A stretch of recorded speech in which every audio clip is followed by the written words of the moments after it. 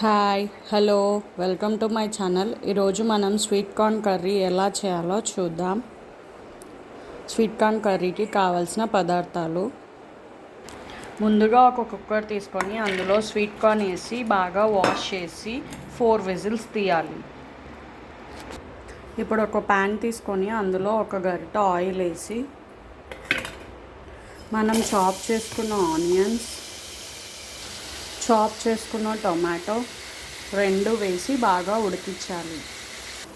ఇవి బాగా ఫ్రై అయ్యాక 1/2 స్పూన్ అల్లం వెల్లుల్లి పేస్ట్ వేసి 1 మినిట్ మళ్ళీ ఫ్రై చేయాలి.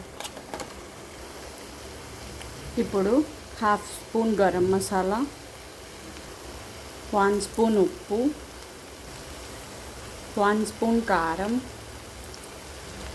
1/2 స్పూన్ ధనియాల పొడి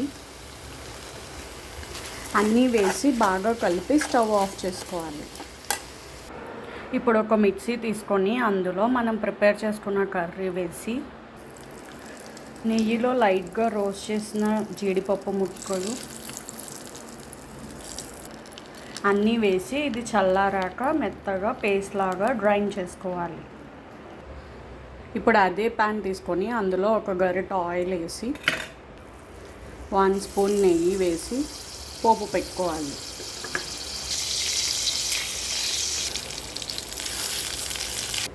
ఇలా పోపు వేగాక మనం గ్రైండ్ చేసుకున్న పేస్ట్, 4 విజిల్స్ తీసి ఉడికించిన స్వీట్ కార్న్,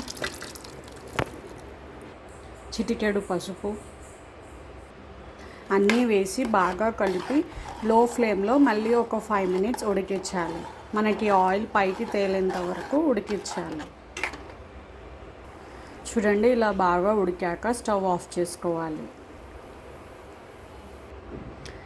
స్టవ్ ఆఫ్ చేశాక లాస్ట్లో 1.5 స్పూన్ నిమ్మరసం లేకపోతే 1/2 నిమ్మ చెక్క పిండేసి సర్వ్ చేసుకోవాలి.